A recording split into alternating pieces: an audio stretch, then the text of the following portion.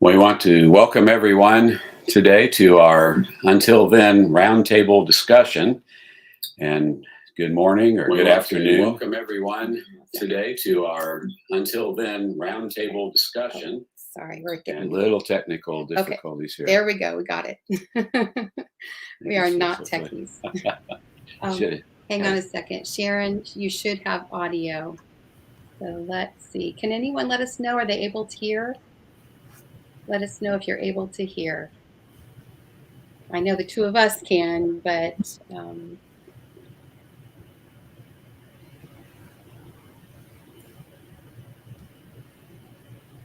I think we're okay because I had YouTube open on the other computer, which was why we were hearing it, and it was fine. So let me let Sharon know. Okay. Let's see. She is. We've got some yeses that can hear and one no. Okay. If not, try another device or go to the page. Okay. There we go. Okay. I think everybody can hear. Sharon's having some difficulty, but hopefully she can go to the Facebook page or try a different computer.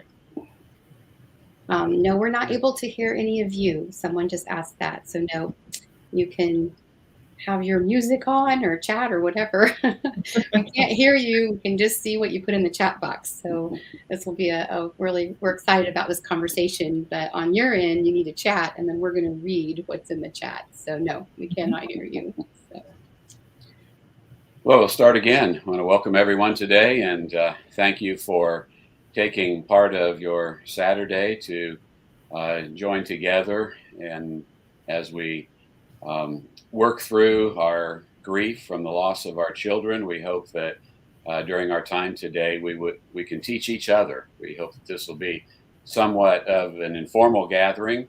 We're going to be using the chat box a lot. Laura's going to talk a little bit in a few minutes more about that, but we just want this to be a time where we can answer questions and share our hearts with each other and be transparent because we know what each other is going through. Mm-hmm. Most of you have lost children. We do know there are a few people that have joined us today who have not lost children, but they want to learn more how to be a better friend or a family member to someone they love who has lost a child. So we want to welcome you and thank you for being with us this afternoon.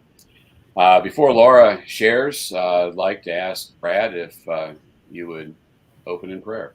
Sure. Father, we thank you for this time that you've given us to come together and to visit. And Father, I pray that you would just guide and direct our conversation and our thoughts and draw us to you. Father, we thank you for the hope we have in Jesus, and just help us to use this time to encourage each other and draw us to you, Father. And we commit this time to you. We pray for the technology and all that's going on that we can, there won't be any barriers there. And we commit this time to you, and we love you, Father. In Jesus' name, amen. Amen. Well, we kind of already went through this, but I'll just mention one or two other things. As you have something you want to share, we're going to ask or share the questions that were submitted during registration. And there were lots of them, way too many to do in one afternoon.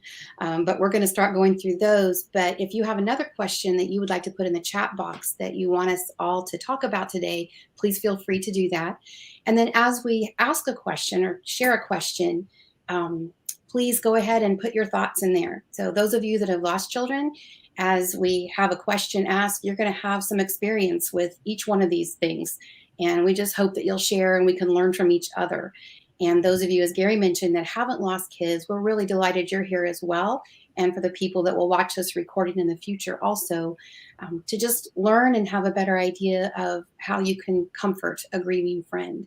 So please use that chat box as much as you'd like to. So to get started, we wanted to share a little bit about the four of us. Brad and Jill, would you guys get started and introduce yourselves? Yeah. Just to share briefly about us, we live in Arkansas, and We have two daughters, and our oldest daughter, Hannah, went to heaven 13 years ago. And she was 17 when she went to heaven from brain cancer.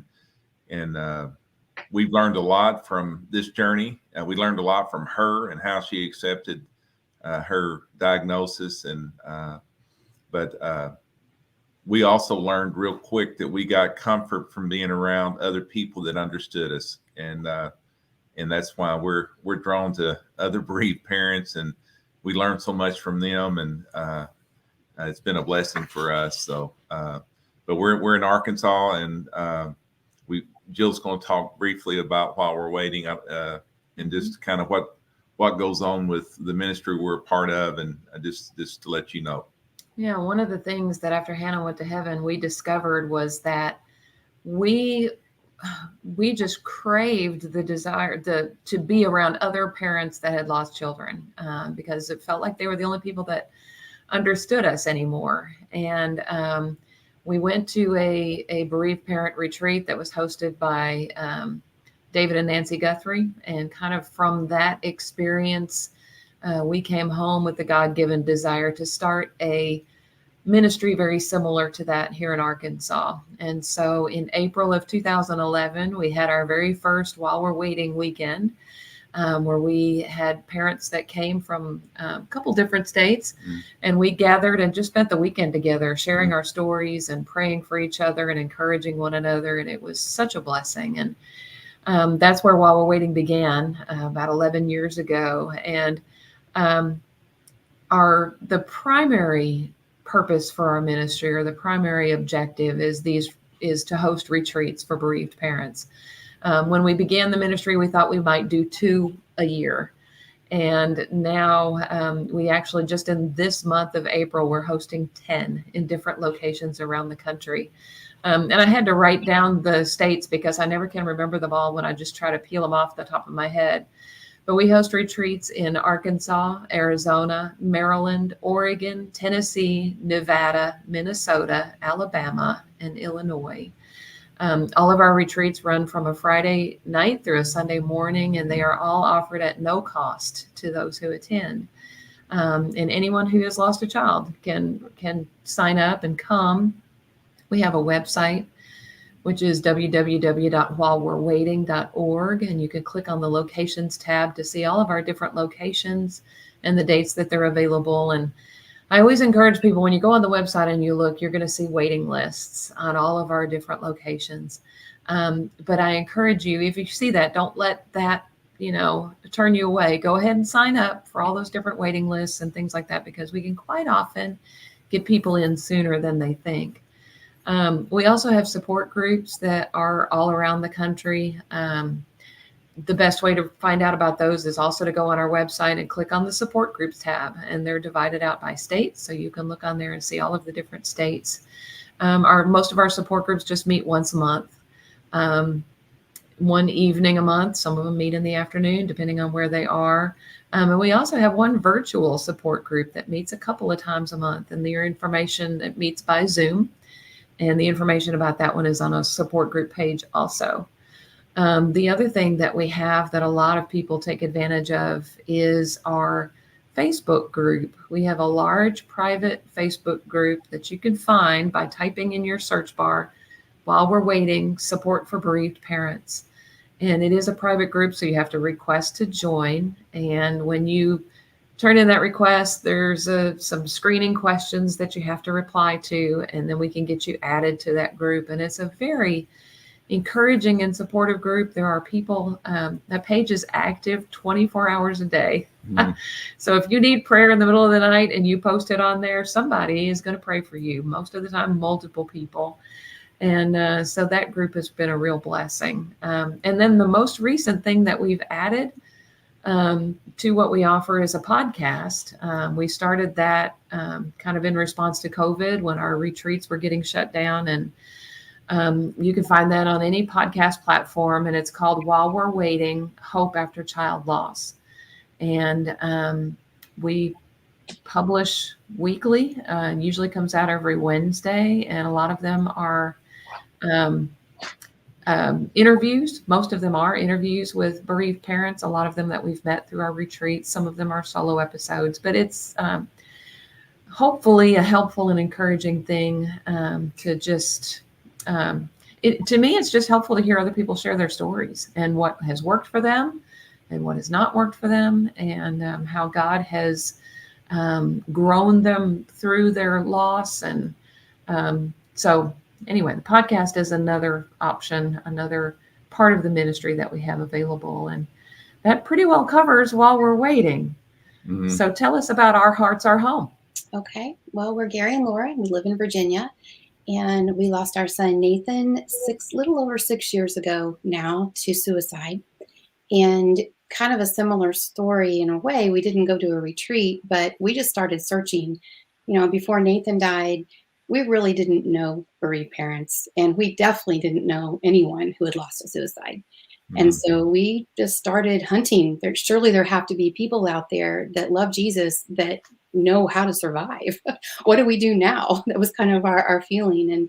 And we just felt strongly that we needed to do something. Started out to be perhaps a website with resources, but quickly we realized, the same as you all, that when we were with other parents, we met other parents who lost children. It was an amazing amount of comfort, and just you learn from each other, and they were instant friends. It's like you were family, and we just met them.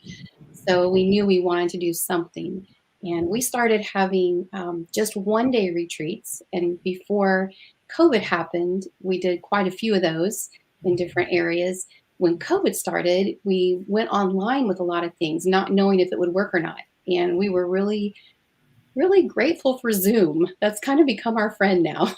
You kind of feel like you're in the same room with people. So we still have on the ground, we call them gatherings, and they're just a 5-hour block and a small group, 15 or so, but a wonderful time together. But we also have gatherings online. So that's been fun because people all over the place can join those. We also do 2 book studies every year. We'll have a 6-week study in the spring. If you can grab the Guthrie books behind you. I want to show you these books. I know Brad and Jill have a huge pile, and we do too. And I'm anxious to see all the books that'll be put in the chat box. We're going to do that at the end here, so everyone has a great stack of resources. But in the spring, we do the book, Nancy Guthrie book, Hearing Jesus Speak Into Your Sorrow.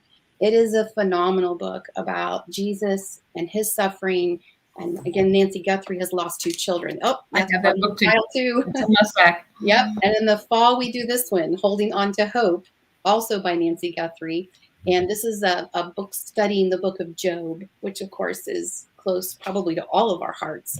Mm-hmm. So 2 book studies. We'd love to have you join. We have a monthly support group that is just kicking off now to be twice a month for parents who have lost children to suicide. And that's on Sunday evenings. And there's more on our website.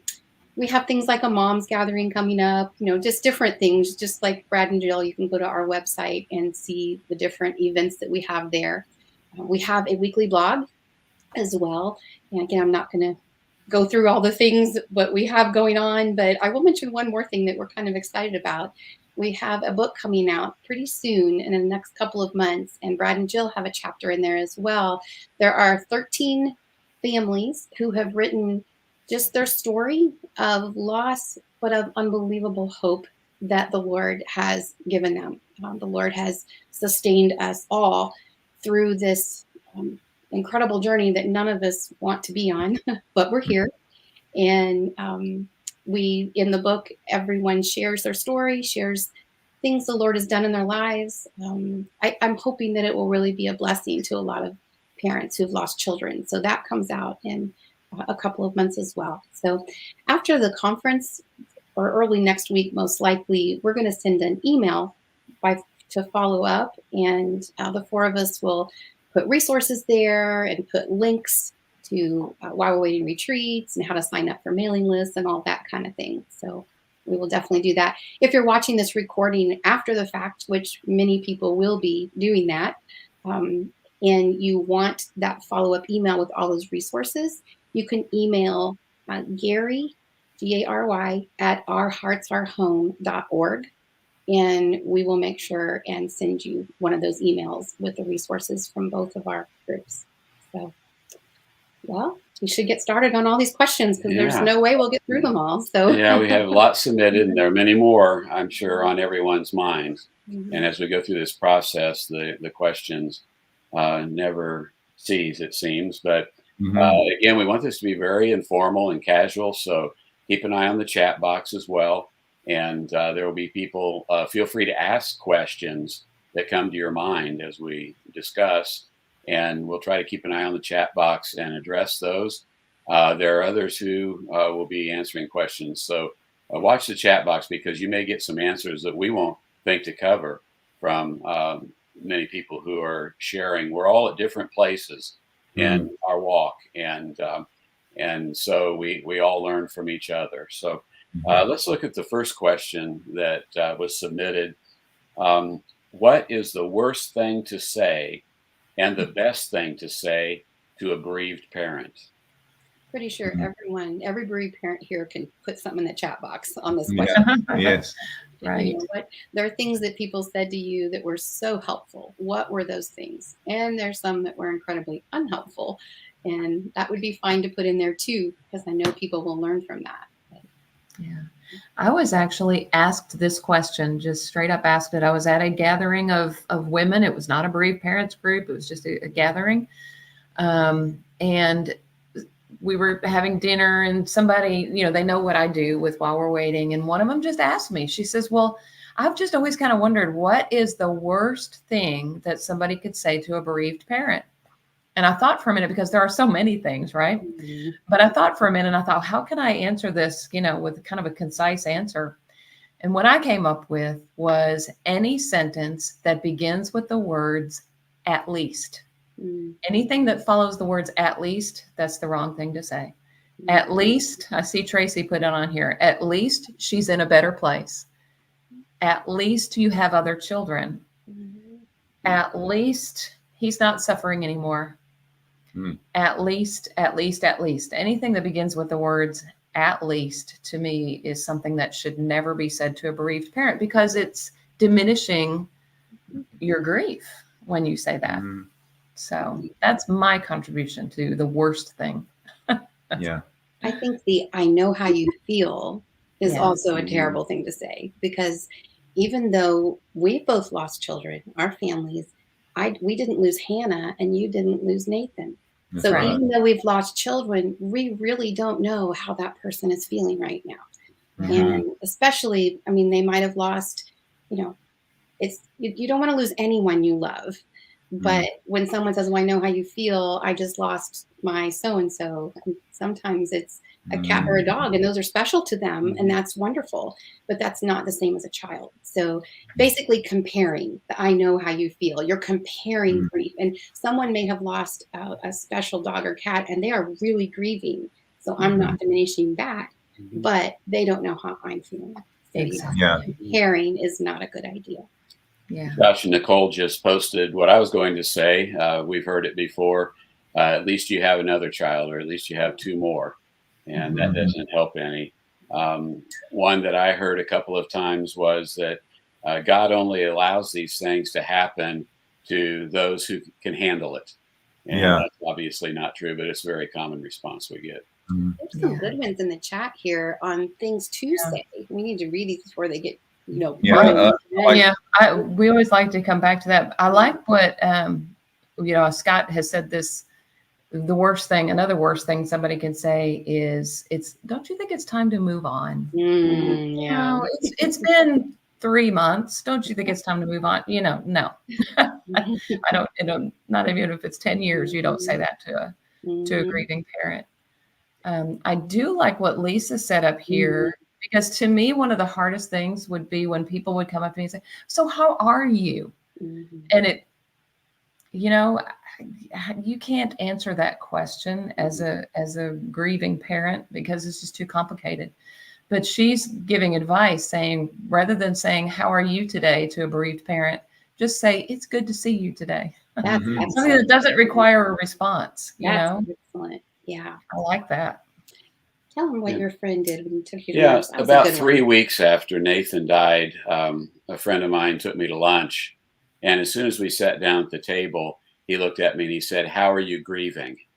And I thought that's perfect because he opened it up for me to start sharing, and it gave me the message that he was ready to listen. one. Yeah, that's a good question. Angie At the right said, time, in the right moment. yeah. And I like Angie just saying, let me know how your son impacted you. Just any conversation that someone could talk about. They talk about Hannah. That's going to be that's a good thing for me. And instead of more talking about who she was or who she is and how she lived. And but I think it's good. That's a good point. Let's talk. Say my daughter's name and talk about the memories. So and how they impacted them is always special.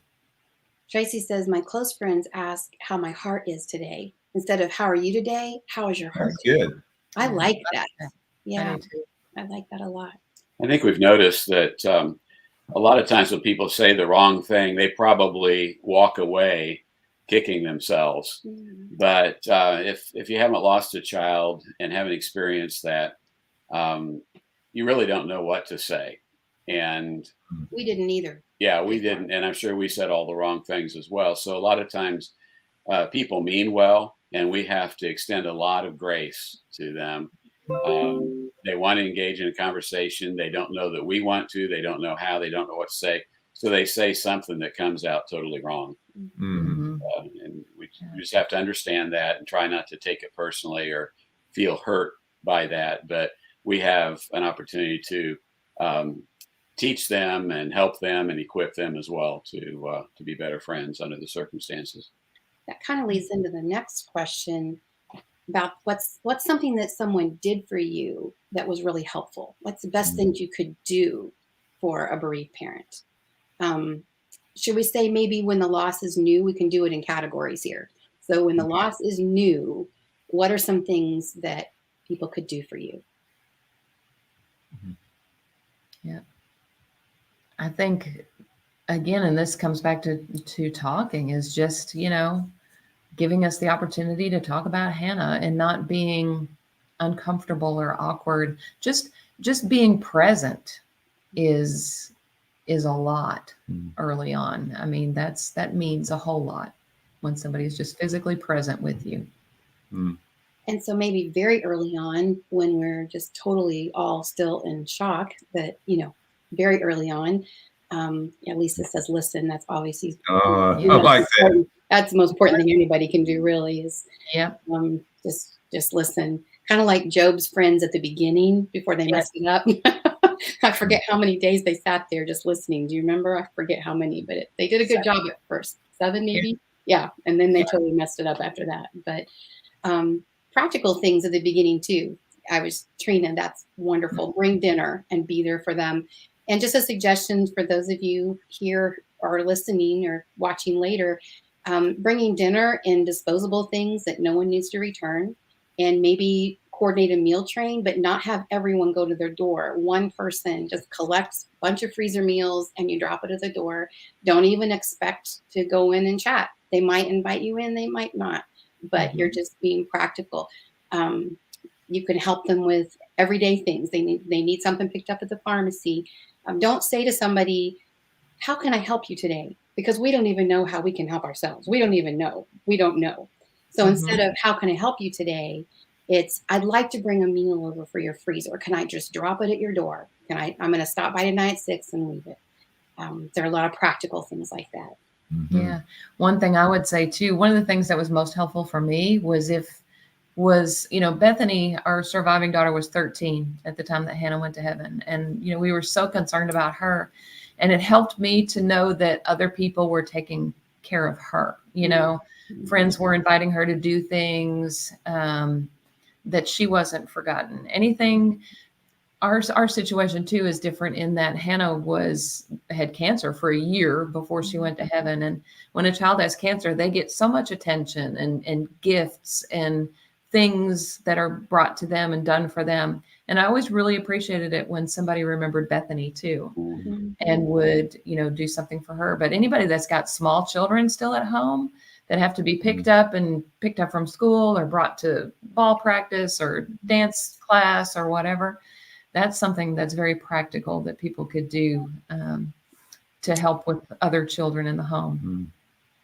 Josh and Nicole put cutting the grass and cleaning up the yard as well as meals were all helpful.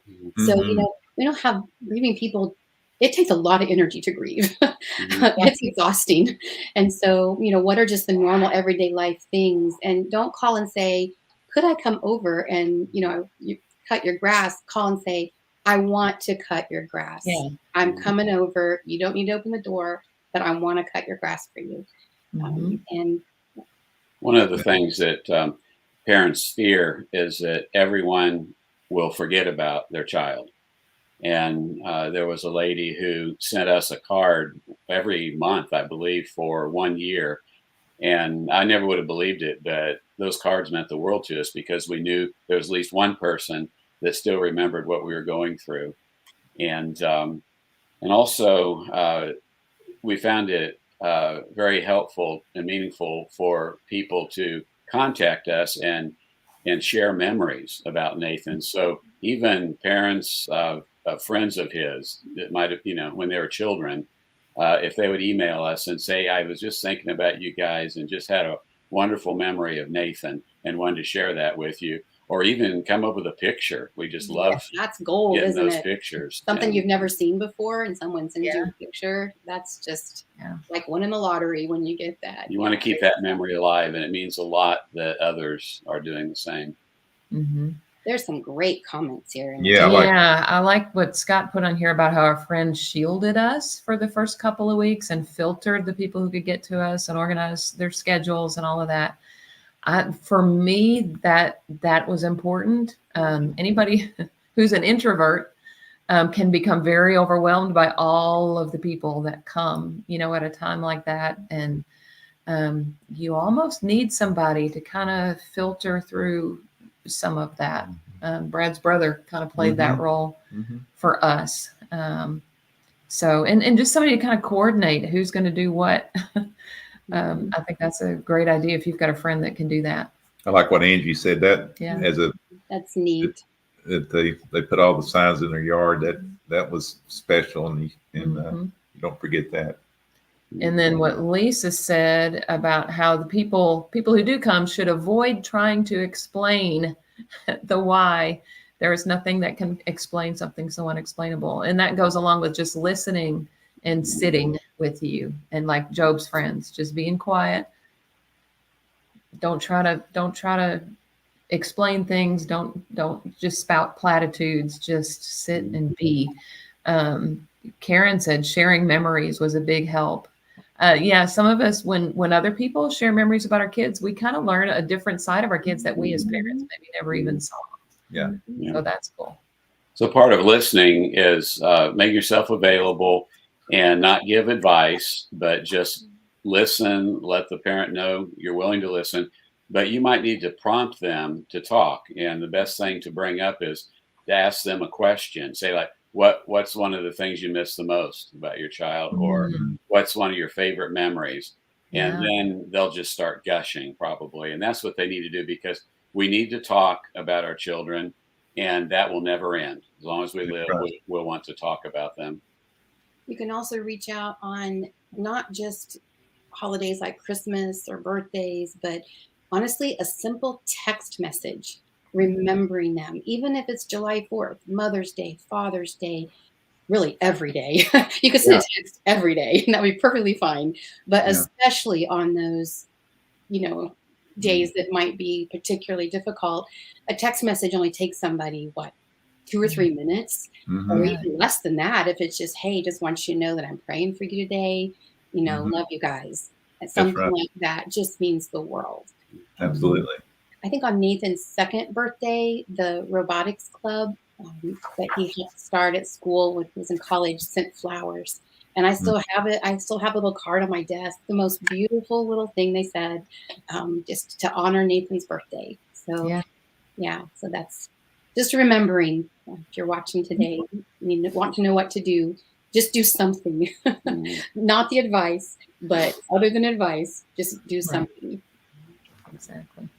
Well, there's a lot that we all go through when we lose a child. It's a very difficult journey and brings about a lot of emotions, and sometimes those that we've never even felt before.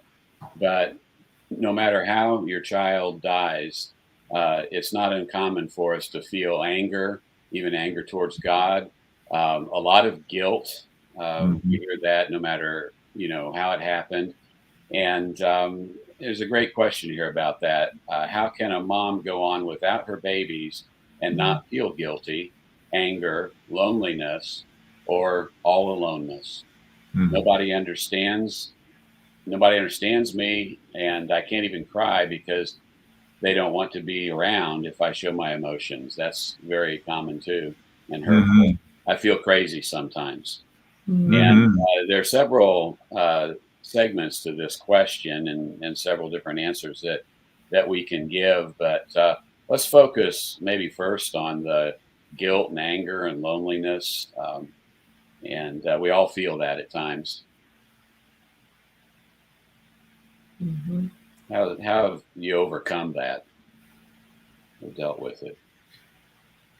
Well, I think something that it's just more my personality probably too, but just trying to, in time, I didn't do it the first month or 2 months, but starting to think about others and what can I do to help others. And for us personally, that is what helped us is using our story, or God allowing us to use our story to help other people. And that it's not going to help us to know completely why or the doubts that we have that creep up, but to be intentional about trying to focus on other people and their needs and even telling our story.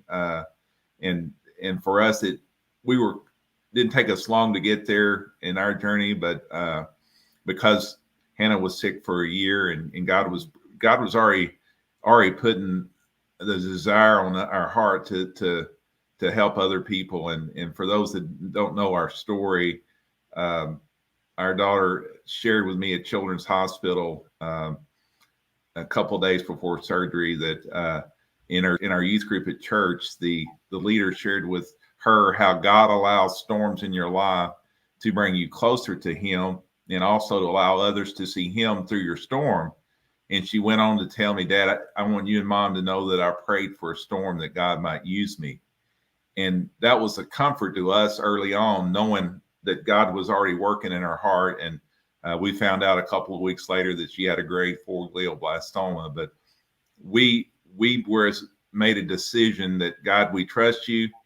And we prayed for opportunities to use her storm and not waste it. And that has been really good for us. And we still get in those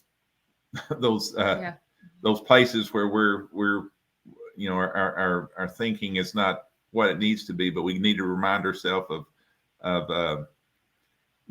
what God has taught us and the hope we have. And so that helped us as we dealt with some of those doubts, because the devil will he'll put those things in your ear. For us, and as a daughter that was diagnosed with a terminal illness, if you would have just done so and so, if you would have went to MD Anderson's or another doctor, those doubts, it was your fault. You could have done something, and we had to come back and be reminded of what the Bible says, and that to help us get through those moments, and not that we don't go back there sometimes. So until we still have those days when that it kind of hits us, but we need to be reminded that something that just helped us is to focus on other people and to allow God to use us, and that took time. So it wasn't early on, but it took time, and that still is our desire, and that helped us to get through those. The why question and the doubts, I heard a dad say one time, if I did know why, it still wouldn't be good enough because I miss my son. And I can relate to that to an extent. You can tell me why, God, but I still want Hannah back. If that would be my desire. But that's helped me to focus on others, and it comes back to a lot of what the Bible says about the sovereignty of God, and that He knows our days, and I can rest in that. So that's helped me. Right. I was going to say that, everything you just said, Brad, it was so encouraging for us early on to meet people that were further down the road, and we could see, what you're talking about. Some of the people that sent questions in, and some of the people are talking in the chat box too, that are early on, you said it takes time, and it does, but it's encouraging to see that they will be there at some point. But I think it's important too, to just mention that when you are new to this journey, and new could be 6 months, 2 years, 5 years, new is different for everyone. So there's no line that says, oh, I'm not new anymore. I'm here on this journey. I wish grief was that way, but it's not. But it's very normal to feel all those emotions. And so how do you get from here to here? There's a lot of things that the four of us could all talk about. Sure. Somebody put in there, one of the questions, they feel like they're going crazy. Well, is that normal? Yeah. Yes. We went to Grief Share a few months after Nathan went to heaven, and we actually went through 3 sessions in a row, 13-week sessions. And that was so helpful to us. And one of the very first lessons in Grief Share, they show you this tangled ball of emotions, and there's about 200 of them on the page. And I mean, I had probably 3/4 of those emotions, and it's so helpful to know, okay, this is normal. We are mourning. This is a normal part of mourning that child we've lost. So we highly recommend Grief Share. Also, there are books that you can, we want to share a bunch of books at the end too, but reading a book of someone who has gone through tremendous loss is also extremely helpful. Some people have told us they just can't read at the beginning. I totally get that. Sometimes a book on tape is easier than reading. You just don't have the energy to actually read it yourself, but you could maybe listen. And then there again, being with other grieving parents. So, while we're waiting, our hearts are home. And there are some other ministries out there as well that are just wonderful. So be with others, because you don't even have to say a word. If you have no energy, you can just sit beside each other. And it's amazing how encouraging that is, even if nobody's talking. I had a mom tell me once that she experienced a lot of guilt because she was talking to her daughter at the front door before the daughter left to go to school. And then the daughter was hit right in front of the school at 8 o'clock in the morning and died in a car accident. And so the mother's guilt was that if she just hadn't talked with her daughter, that the daughter would have been ahead of the accident and not been there at that time. And I've heard that type of story many times with suicide. Somebody posted a question about that. There's always a lot of guilt because as a parent, you're made to want to protect your child and to fix the problems that they have. And oftentimes with suicide, the problems can't be fixed. And for Laura and I, we struggle with all those questions, and we'll get to some more of this later in our time. But we ultimately got to a point where we realized the only thing we can do is trust Jesus, because God knew what was going to happen ahead of time, and He could have stopped it. He didn't have to let that girl be at the wrong place at the wrong time and have an accident.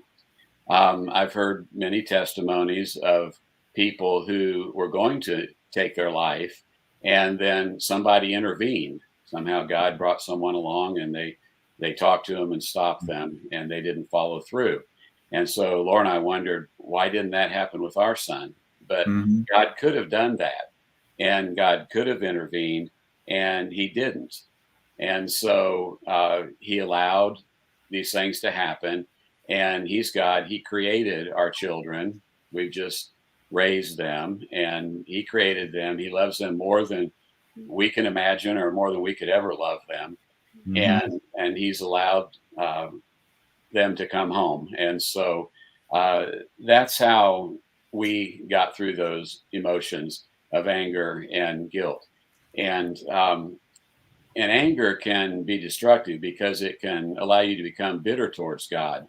And so one of two things can happen. If you become bitter towards God and then blame God and reject God, then you're not going to grieve well, and it's going to have some very serious negative consequences, maybe even spiritually, but definitely in terms of the healing process.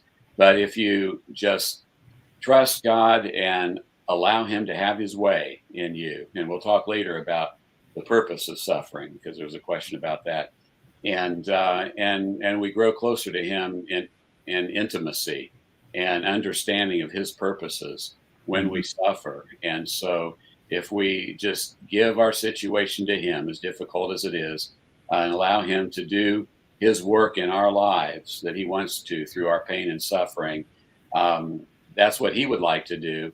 And in the end, that's what we would want to happen.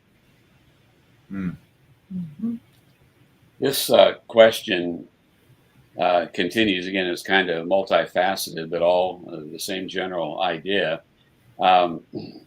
This person said, nobody understands me. I can't even cry because they don't want to be around if I show my emotions. So you feel that guilt, you feel that anger, you have these emotions that you can't control that keep you awake at night. And so what happens when we're around other people that can't understand that? They want us to quickly become the way we used to be. Right. And when they get together with us, they want us to be fun, like they remember in the past. That's not going to happen, at least for a while. And what we realized was that we would always have to sustain a level of grief. We would never get over the loss of Nathan. And sometimes it's going to be better than others, but you get a trigger and get ambushed, and no matter how many years out you are. But our friends and relatives that haven't experienced this personally, they can't sustain a level of grief for any length of time. And it seems that I remember for us, I had friends and family calling me for maybe 2 or 3 months, and then it just ended. And that was hard on me. And I realized that's all they can take. They can't keep going, but I have no choice, and I have to keep going. And all my life, I have to deal with this. And so I think that that's where it's important to find fellowship, as we said already, with other parents who have lost children, because they're the only ones that will be able to give you the time that you need to listen to you and understand what you're going through. They're the only ones that can truly provide a level of encouragement and comfort and hope in your journey. And then again, as I said earlier, have grace for the ones that kind of disappear, even lifelong friends and family, because they mean well. They're still thinking about you. I'm sure they're praying for you, but they're uncomfortable with the new you. And when we lose a child, we sort of step into a new reality. And I really can't explain that, but something changes. Our perspective of all of life changes, and eternity as well. And they're just not there. And so we have to follow that path, and we still, reach out to them. And but you just have to accept that they're not going to understand your emotions. So if you're at a family gathering, the next holiday or whatever, it is going to be uncomfortable, because even if you're not showing your emotions, they know you have to be feeling it, and they don't know what to do to respond. So your conversations, for a while at least, may have to be somewhat superficial. And again, you have the deeper conversations with those who understand, but it doesn't mean to disconnect from family and friends that don't understand your emotions. And so when you experience that, as this person obviously did, that nobody understands you and you don't even want to show your emotions, I just recommend that you just be yourself. and let them deal with it. They're going to have to deal with what you're going through. So don't try to hide anything. And if you need to cry in front of somebody, just go ahead and cry. That's and right. if they see you being real, then they'll probably start to become more real as well. You need to turn down opportunities to go places. They want you to come to a party and you don't want to go, don't go, and or I love the suggestion. I forget who made it. It might have been Nancy Guthrie in her list of things to do. And at the beginning talked about driving separately. So, if you seem to leave early, leave early. But, yeah. Lisa says that she's learning to trust God apart from her feelings. I like that. If I only trust God when I feel like it, my trust won't survive. Brad and Jill, you have anything to add to that?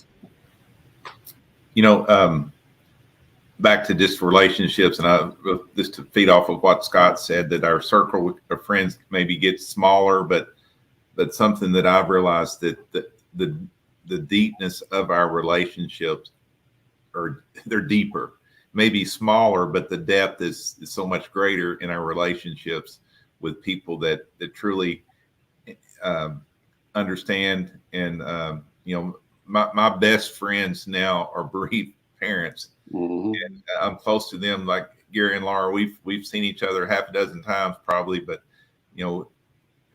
we get each other. Yeah. But that's something that, and I accepted that, and I desire that now.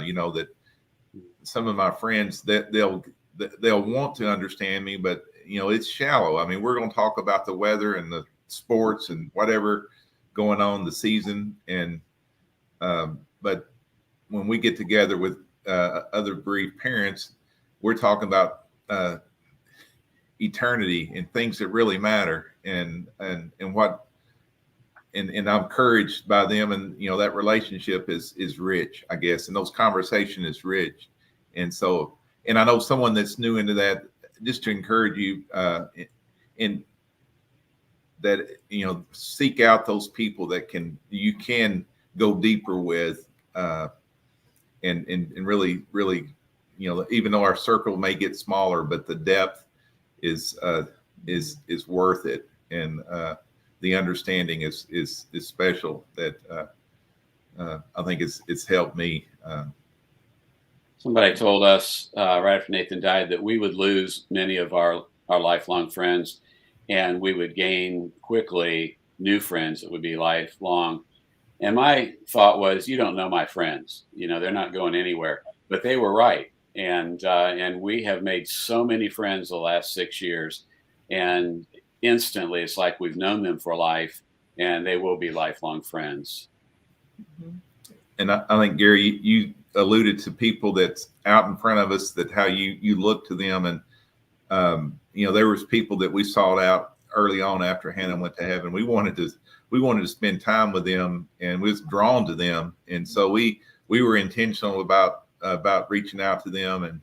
And then even when we got into this while we're waiting journey, some of our early retreats were way out in front of us. And it was just encouraging to get to know them and see their love for their child hadn't changed, and they still remembered them, and they were still emotional when they talked about them, but they were standing upright. And what was encouraging is to see how God had, for a couple of families for sure that we were around, to see how God has used them. And so that was encouraging for us early on, and to see that. And I like to throw this analogy out that was come from a mom one time that said, it's like drafting a NASCAR, where a car gets in behind the car in front of us, and it doesn't have to use as much energy to go, or geese flying in a V, that the lead goose is cutting the air, so to speak, and then they'll fall out of line and get up and do that. But we drafted behind other people that understood us, and that was a help for us. And then now to think about how people may be drafting behind us, and that's encouraging. And there's times we have to fall back in and draft again. There's a lot of times, but that's a neat analogy. I love that. Yeah. Well, along this same line of thought, there's a question. How do you maintain family or friend relationships with people that their struggles seem so small compared to ours? I feel like this makes me isolate more because when I'm in a group and others' struggles seem so ridiculous to me, I just shut down or judge them, which isn't good. Yeah. Been there. Yes. Yes. Yeah.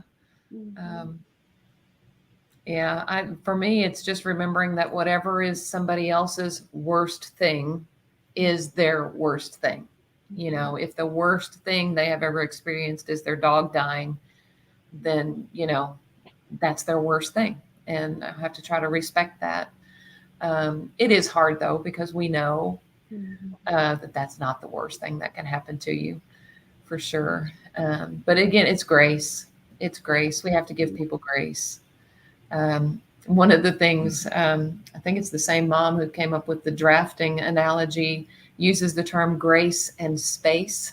Sometimes, you know, there are people that because of what they say and that it's hurtful and whatever, we can give them grace, but then we also can give them space. You know, we don't have to be best friends and have a continuous ongoing relationship with that person. Give them space. That doesn't always work with family. You know, there's only so much space we can give our family. But that was helpful to me when she said that about, you know, we can give people grace, but then we can also give them space. I love that. I love that. We wrote that down. We'll remember that. Yeah. That's a good one.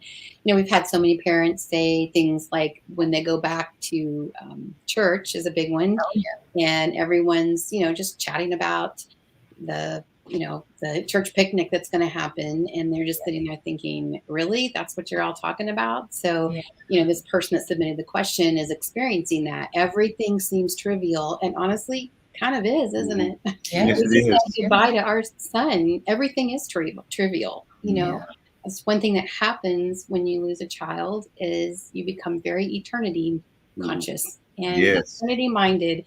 And I think we hold loosely to earthly things and always will. And I wish that I had as much as I am now, even before.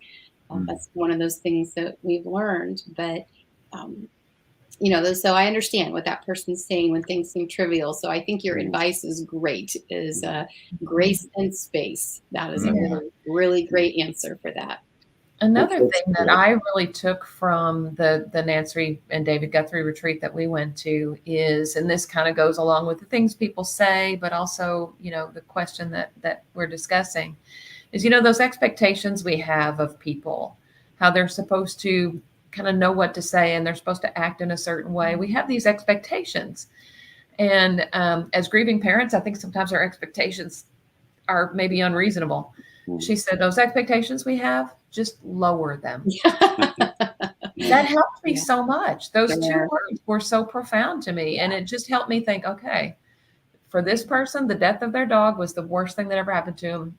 You know, my expectations, I just need to lower them a little bit and just give them grace and realize that they just don't understand. And, you know, we don't want everybody to understand. Yeah, exactly. You know, we don't want everybody to have this experience for sure. Maybe no expectations, and then there's no disappointment. Exactly. And when you lower your expectations, you aren't nearly as disappointed in people and you're not nearly as easily hurt. Yeah, exactly. So that was helpful to me. Yeah. And the grief at first is so intense that you really don't have an interest in many of the things of the world. You don't care about going to the movies. You may not even care about going to a restaurant and eating out. You don't care about who wins the national basketball championship. You're just trying to survive. You're trying to just put one foot in front of the other, just trying to get out of bed in the morning, make it to work. But, and we'll talk about it in a few minutes, but that does get better with time as you move through the process from mourning to joy.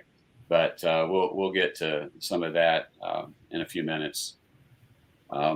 Having some great comments here as well that you need to keep an eye on. There was someone who asked, again, along the same line, said that her heart still hurts 4 years later. And is this always going to be the way it is? Am I always going to hurt this bad? And the answer is no. Again, that process of mourning to joy is going to help you, but you will never get over it. So we can't have expectations that we're going to get to a level where it's done, forgotten. We can't ever forget. Nor would our we children. want it to be. No, I no. mean, we wouldn't want it to be that way.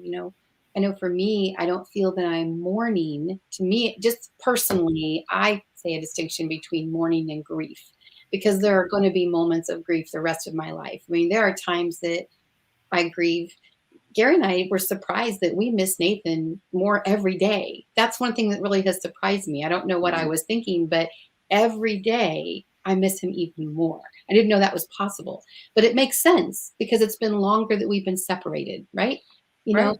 And so I don't know how long we're going to be separated before we're together again.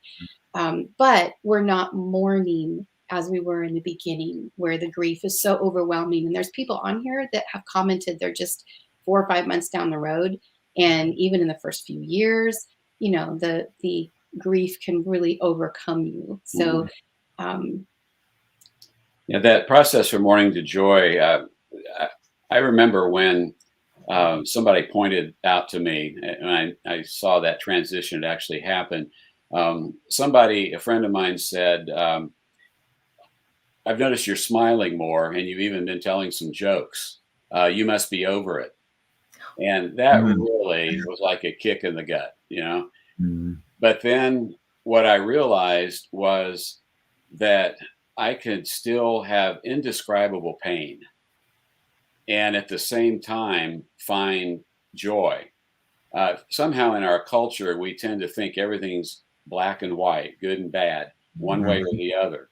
But in this process, you can get to the point where you haven't forgotten your child. You miss them more every day, every year. You still hurt beyond description, but you can still have joy daily in the Lord and fulfillment and purpose in your life, which you may totally lose the first year or two, but you can get that back. So you can hurt, you can struggle, you can suffer, you can feel that pain, but you can have purpose in life and move from that mourning to joy. So it doesn't have to be one or the other. It can be both and at the same time. And that's hard for people to understand early on. And it's hard for people to understand who aren't experiencing the loss of a child. Can you guys explain a little bit? I remember vividly the first time I read your website, and it talked about living. How do we want to live while we're waiting? So can you just talk about that for just a minute? I just love that because that's kind of what I'm saying. Yeah. Well, that's, where the name of the ministry came from is, I'm 56 years old right now. I was 43, I guess, when Hannah went to heaven. So I have to kind of look at my life and think, okay, I could potentially live decades before I see my daughter again. And so I have a decision to make. And that is, what am I going to do with this time while I'm waiting to see her again? I can abandon my faith, or I can apply my faith. I can allow what's happened in my life to make me bitter, or I can give it to God and allow him to use it to make me better. And we always say that is not a one-time choice where you just make that decision and you just move forward from there. It is especially in those early months and years, it can be a moment by moment choice. Eventually, as time goes on, it becomes a day by day or a week by week decision we have to make is how are we going to live while we're waiting? It's, child loss to me is not, and I think a lot of people on the outside think that child loss is a one-time event. It happens, you're sad for a while, but then it's over. It's just over. Child loss is something you experience for the rest of your life.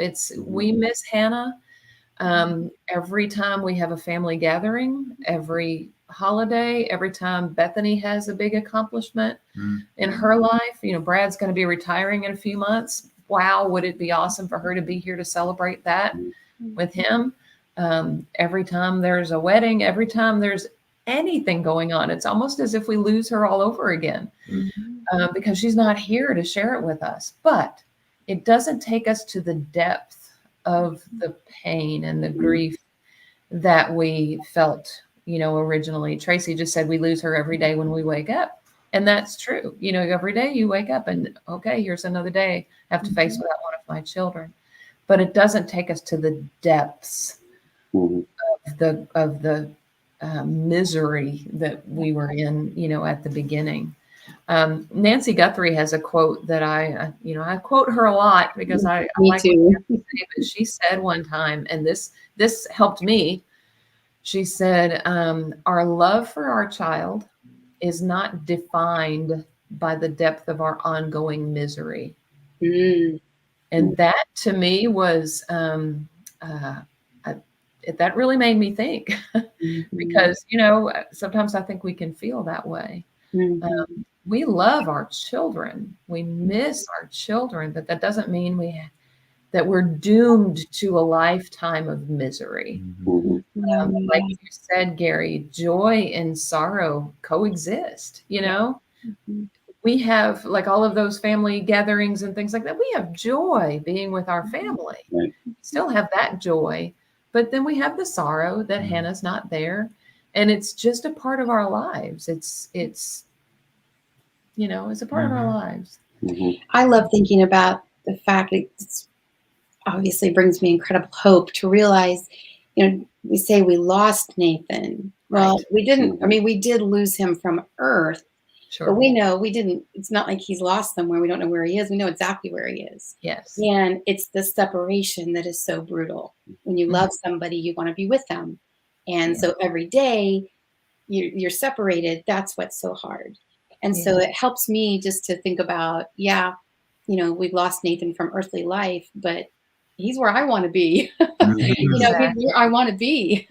And so I guess my perspective of earthly life changed so drastically. I realize now that we live an earthly life to prepare to be who we're supposed to be for eternity. That's the real deal. That never ends. This is a tiny little speck. And so are we doing what we're supposed to do to be who we're supposed to be, to be in that lifetime that never ends? Yeah. I think for us to move to that point, it's important to grieve well, to do grief work. And I got to a point where I recognized after a while that I wasn't doing that daily, and it bothered me, and or that I wasn't just breaking down and crying as often as I had before.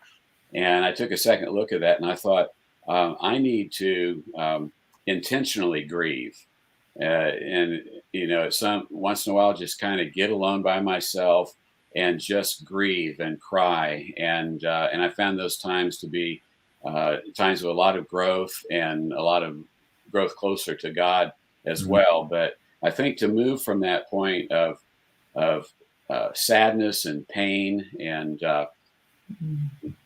sorrow and so forth, that mourning, we have to do our grief work and talk to people and just get before the Lord and be honest and read the books and work in the process so we can, in a healthy way, get to that point of joy and purpose. I love what Lisa put. She said, Kay Warren says, I can be devastated but not destroyed. I remind myself of this so often that I have to limit the impact of what has happened in our lives. It's really good. Yeah, devastated but not destroyed. I like that. Yeah. In the midst of all these emotions and difficulties, there's a question here. It's actually a question that's asked all around the world by people, and is similar to a question that is the number one obstacle to people coming to God worldwide. The question is, why does God make us keep living with such intense pain? And another question I'm referring to is, why does a loving God allow so much pain and suffering? And so what's this all about? Why is God making us hurt so bad? Is there a purpose in our suffering? Yeah, I think there is. Yes. It's sometimes hard to find. A couple of, I know we're going to talk about books a little bit later, but one of the most helpful books in this regard to me was a book by Randy Alcorn called If God is Good. And then there's a subtitle to it, but If God is Good. It's, if you're familiar with Randy Alcorn, he writes books that are like this thick, but it's very readable. It's very divided into small segments that a grieving person can read fairly easily. And he addresses those issues in that book. And then there's another book that I have sitting right here by Paul David Tripp called Suffering. It's a good one. Holding it up for a second. Gospel Hope When Life Doesn't Make Sense. And it addresses those same questions, those questions about suffering and why does God allow that in the world? That's above my pay grade, Yeah. I think. I look at these other authors that have really studied this and they would say it's above their pay grade too, really. Exactly. It boils down to, are we going to trust that God is God? That's what it comes down to. Yeah. Well, it's a prominent theme in Scripture, and I didn't realize till we lost Nathan, and I did suffer in that way, how prominent it is in Scripture. I think that the Western church, anyway, tends to ignore that theme. We pay billions of dollars a year in our culture to not suffer, and it's going to happen. We're told in Scripture it's going to happen, and so we have to look at the reason for that. When Nathan died, my first question immediately was why, and then very quickly the question popped in my mind: why not? In other words, if I'm going to suffer, why not? This is my time, and there's a purpose, and so I have to stay as close to God as possible to allow Him to do that work in me that He would not otherwise be able to do without this level of suffering and pain. Mm-hmm. Yeah. Another book that has been really helpful to me is this book, Dark Clouds and Deep Mercy by Mark Vroegop, Dutch author. He is a bereaved dad, and it's all about lament. And I think that is something in our churches we don't, and he talks about this a lot. We don't lament in our churches. And that's, for me, one of the reasons that it was so difficult to go back to church after Hannah went to heaven was everybody puts on their Sunday morning smile, and we sing praise and worship music that's all very upbeat and full of joy and all of that. I wasn't there. I was not ready for that. And this author talks about how important lament is and how the Psalms are just full of lament. David, who is a bereaved dad, just pouring his heart out to God, basically beating on God's chest, saying, why has this happened to me? Why have you forsaken me? And I think that as bereaved parents, we can certainly relate to that. Yeah, Psalms are amazing. If you can't pray, just read a psalm, say it out loud. Yeah. Can we do one that's, I'd love to do one that's interactive where everybody can give their opinion on something, because multiple people asked for ideas of what to do for a heaven day or a birthday. So I'd love to know if you guys want to put in the chat boxes or something that you've done for your child's birthday or a heaven day, or maybe something that someone did for you on that day. But there were multiple people that also asked for ideas. So they might be coming close. One mom sent in that she's getting close to Mother's Day and she lost her only child. How's she going to do that? Yeah. Mother's Day is so hard. So hard. For me, Mother's Day, those first couple of years were probably harder than Christmas and, the big holidays that you think of. And I still had a surviving child, but Mother's Day was very, very hard. And I think one thing for Mother's Day in particular, just since we're talking about that, is to give yourself permission to do what you need to do on that day. It's okay not to go to church on Mother's Day. It's okay to skip. It really is. Um, just you have to figure out what works for you. Karen, in the comments there, she went to a While We're Waiting retreat on I her love that. on her daughter's birthday. That was the place to be. Let me tell you, that was. We do sometimes have parents that purposely schedule to try to come to a retreat on their child's birthday or heaven day. That's great. I don't know if anybody else wants to share something they've done, but holidays, how do you remember? There were 2 or 3 people that asked, how do I honor my child, at the holidays, or, if you're with family, for example, and nobody's talking about your child, is there something you can do to honor them? I will say I'll throw out a couple of ideas while we're waiting for people to put something in the chat box, because they're having to type a little bit, that I've heard either through the podcast or people that have attended a retreat, some ideas that they've done. One is when it's your child's birthday and you can't, make them a birthday cake or buy them a birthday cake, is to go to a bakery and pay for, ask who at the counter, who is getting a birthday cake today. And they'll, there's usually 2 or 3, and they'll pay for those cakes and put a little card on the cake and say, so it's a surprise when the person comes to pick it up. They're expecting to pay for it, and it's already been paid for. And the card says, I bought your child's cake for you in memory of my child that went to heaven. And I thought that was a really neat idea. We haven't done that. I had one of my favorite ideas the other day that somebody shared in a podcast. Their daughter had a favorite book that was an evangelical type book. And on her, I think they do it around Christmas time. It's either around Christmas time or around her birthday. And she used to give that book away to people. She said, a lot of people won't accept a Bible if you give them a Bible, but they'll take a book, if you give them a book. So somebody in their family, in honor of her birthday, will go around and take that particular book and wrap it nicely in wrapping paper and place it in areas all around Sam's. I know parts of the country you have Costco, same idea.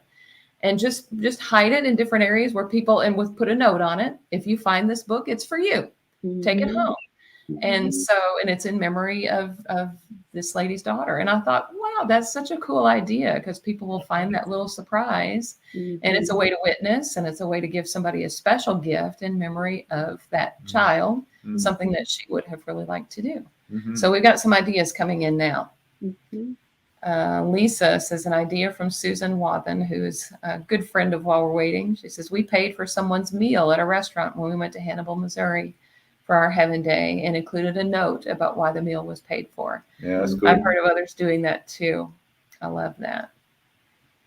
And Tracy, we released balloons on her wedding day, and sometimes do that for her Heaven Day, her Heaven anniversary. We usually ask people to do random acts of kindness on her birthday. I like that.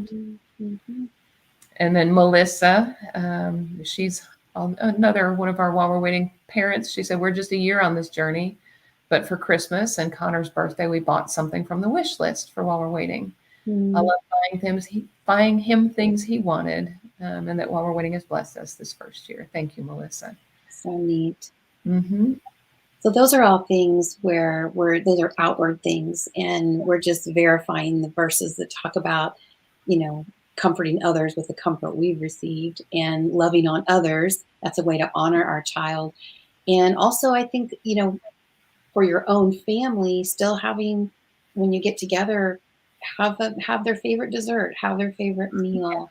We do a Zoom every year with any relatives that want to get on Nathan's birthday, and we just tell stories and we laugh, and we're thankful for his life, and remember him that way. So I think there's lots of ideas, and I think you probably have podcasts on this. I know I've got a couple blogs on this, so there's lots of ideas, and these are some good ones to add. What's the next question? Well, an important question here. Asking, what is the best way to help a struggling spouse deal with the loss? Do we have any advice, marital advice for grieving couples?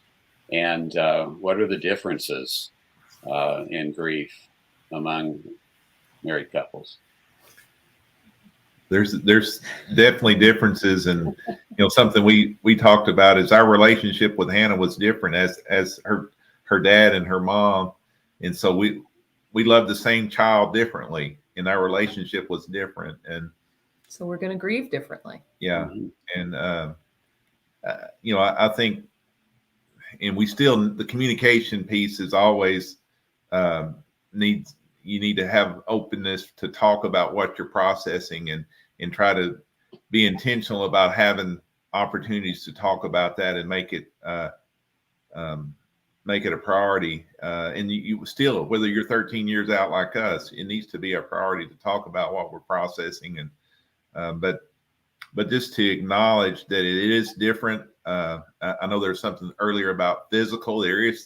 Grief is a physical issue. I mean, you feel the heaviness of the weight on your shoulders almost, it feels like. So that is real, and that gets better. So I want to acknowledge that. But early on, I could feel the pain, the weight on my shoulders or on my chest, that it was. But just to acknowledge that we do grieve differently, and that goes to going to the grave.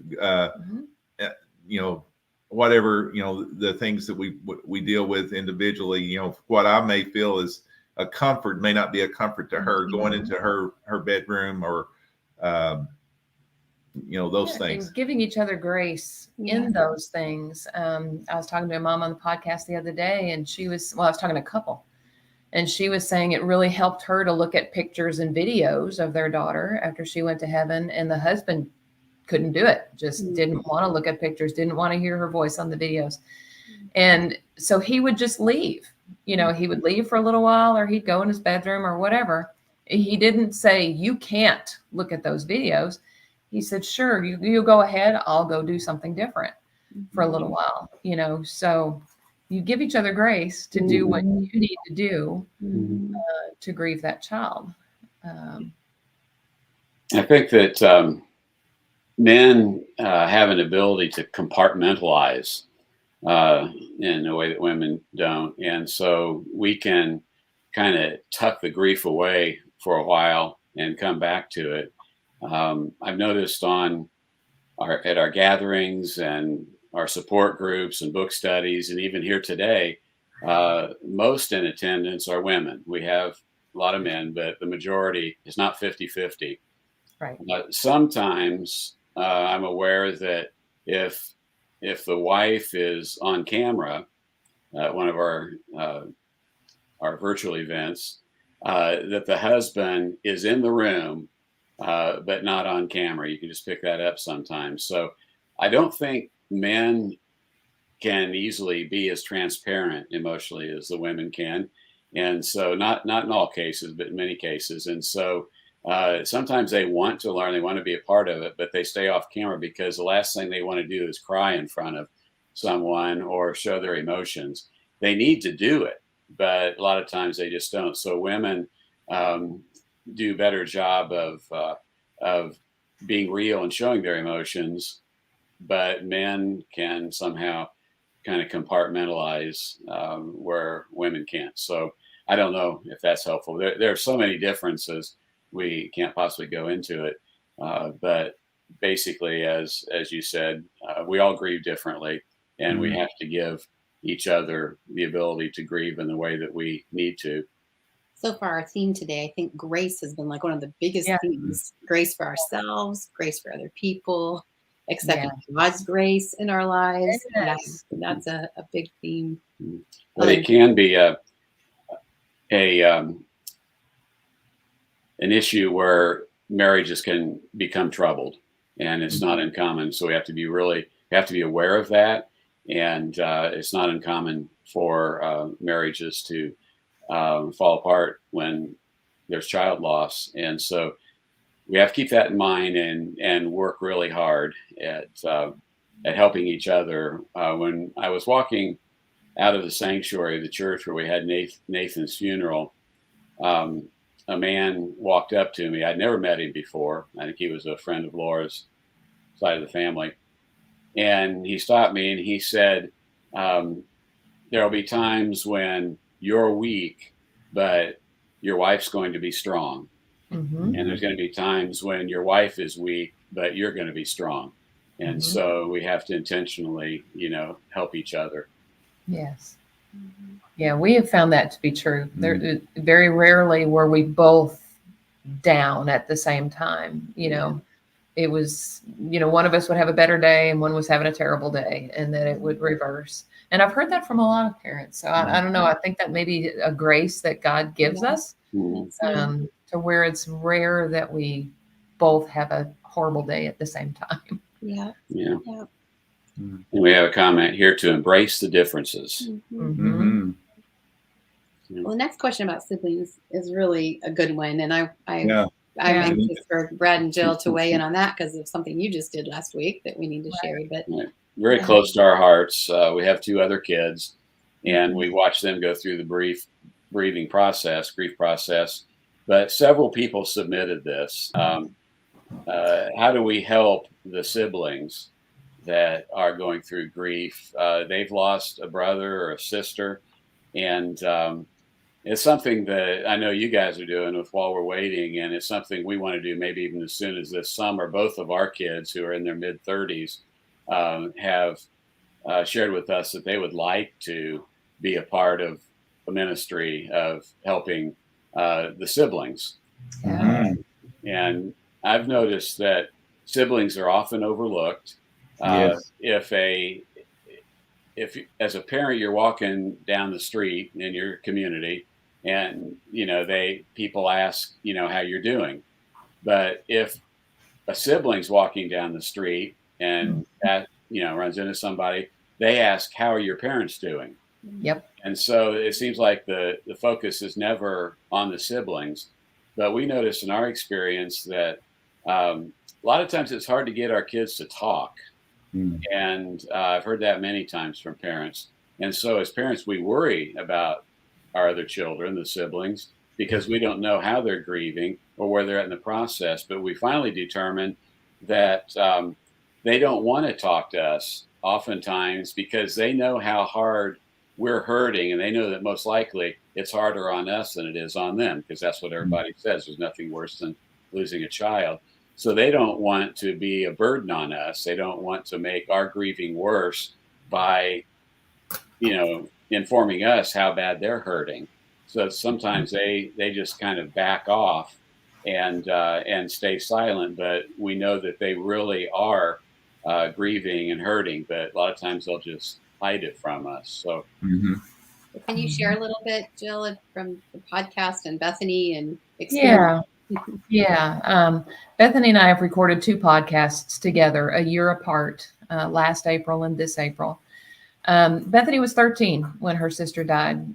Just to give you some context about her story, because it's different whether your child is an adult or a 5-year-old or a 13-year-old. And she lost her only sibling. Hannah was older than her, and so she went from having this older sister that she adored and looked up to and was kind of her rudder in life, and then she was gone, and then she was an only child from that point on. And so that's her perspective, that when I talk to her, and she's now 26, and so we are able to very honestly and openly talk now about what was happening 13 years ago. When you are the parent, you've lost a child, you're grieving so much that you can't even, I know for us, I'll just say for us, we could hardly even think about how we needed to be parenting her. We were just trying to survive and just trying to breathe. And, for our surviving children, they have not only lost their sibling. When Hannah died, she lost her only sibling, and she also lost her parents. The parents that she had known all of her life were gone. We were different. We were talking about how our friends, they want us to go back to the way we were. Well, I mean, our kids too. We are no longer the same parents that they once had. And in Bethany's situation, she never knew life without Hannah. Hannah was there when she was born. And so she had lost this person that had always been in her life. And so it was just a devastating loss for her. One of the things that I asked her in the podcast I did a year ago is that question: why don't you guys talk to us? Every parent says, my kids won't talk to me. And she said, yes, definitely there's an element of trying to protect us from their grief, knowing that we're hurting, not wanting to add to our grief by talking about how much they're hurting. But she said also, from the time that Hannah died, people would come up to her, and like you said, they wouldn't ask her how she was doing. They would ask her how we were doing. And then they would usually follow that up with the words, well, now you're going to have to be strong for your parents. Right. Yeah. This is a teenage girl that they're They telling this. need you. Yeah, they need you now more than ever. You're all they have left. And so then she really felt like she couldn't talk to us because everybody was telling her she had to be the strong one. And she said, I don't think it matters what age the surviving sibling is. They're getting that message somehow that they have to be the strong one for their parents. And she says, that's why a lot of them won't talk. And I think that's true. I saw it asked in several of the questions, what can I say to help my bereaved sibling, my surviving children? And I asked her that question this last week when I interviewed her, and she said it's not so much what parents can say, it's more what they do. And that is just listening. Some of the same things we said that our friends can do for us, we can do for them. Listen. Don't try to fix it. Don't try to fix them. Don't give them platitudes and things like that. Just listen and validate their grief. Acknowledge that their grief is just as great as ours. I think a lot of times they don't get that message from other people because everybody's like, oh, you're poor parents. Well, what about me? Is felt a lot of the times. I think something that's very important, and this is something we did not do, and we've rectified that now, is we never overtly told her, just expressly told her that if she had been the one to die, we would have been just as sad. I think our kids assume, and our kids don't assume. We assume that our kids know that. Yeah. We assume that Bethany just knew that if she were the one that died, we would be just as sad as we were when Hannah died. But you know what? She didn't know that. At 13, she didn't know that. Unless we told her that. She didn't know. And so she's 26 now, and I just told her that the other day. She said, I do know that, and I did know that, but she said it sure is good to hear it. Yeah. Oh goodness, I should have told you this a long time ago. And so, y'all parents, hear me, that it's really important to tell your children that. Don't just assume that they know, and I don't care if they're 45. Tell them that. Another thing that she said the parents need to understand is that they're just like our friend group has changed. We as bereaved parents, their friend group has changed. Bethany was in junior high. Junior high is the most awkward time of your life, pretty much anyway. And then you throw, her sister died, and her dad's the high school principal. Her friend group completely changed. There were a lot of friends that they didn't want to be her friend anymore because they didn't know how to talk to her. She struggled in school because she had a hard time concentrating and focusing. We as adults talk about how hard it is to go back to work after the loss of a child and being able to concentrate and function and do all the things we have to do at work. Our kids go right back to school or go back to college. I haven't had a chance to completely read Melissa's comment there, but her daughter was in college. I can't imagine stepping back into a college classroom and being expected to, the deadlines and meet the deadlines and do the work and all of those things. Bethany was fortunate in that her dad was the high school principal. And so we knew her teachers very well. They worked with her and that kind of thing. But that's really, really, really a difficult thing. And we expect our kids to just step right back into school and pick up where they left off. And they're probably not going to be able to do that. Or college or even their work. Yeah, their work as well. Yeah. I want to make sure that we mention too that for adult children that have lost a sibling, the While We're Waiting sibling group. Yes, we do have a sibling Facebook group that's very similar to the adult Facebook group, other than it's just quieter. I shouldn't say adult, the parent Facebook group. Most of the people who are on the sibling group are older teens and adults, young adults, even some 40-year-old adults that have lost siblings. I'm on there as a moderator. I do not read the page every day because I try to protect their privacy. I'm just only on there in case I'm needed. But my daughter is one of the moderators in that group, and there's another gentleman who's a moderator in that group who's lost 2 siblings, and he's a distant relative of mine, actually. It is a much quieter group. They don't talk as much as we do in the parents group, but the more siblings that find out about it and join it, the more conversations they're going to have.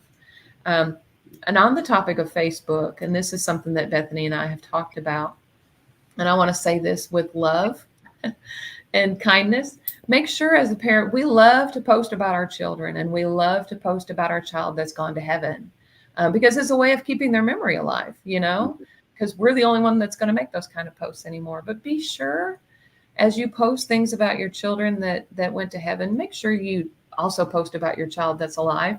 And talk about their accomplishments and the things that they're doing, whatever age they are. Again, just balance. Make sure you have a balance, so that those surviving children don't feel less than or forgotten. And they know they're not. But I think it's important to make sure they know they're not. See it. If you have to tell them, if they have to see it, whatever. And just talking with parents that have younger children, even younger than Bethany, and Bethany too, as they grow and mature, their grief is going to evolve because they only have a certain understanding when they're 3, 4, or 5. And then by the time they're 8 or 12 or 15, it's different. And so, those that have adult children don't have to deal with that as much. But just be aware that your child's grief will change as they mature and get more understanding about biblical truth and about just life in general, the world. And so you have to kind of pivot as your children grow. I'm going to throw out a book here, a couple of books. For young kids, this is an awesome book. The Moon is Always Round. And it talks about how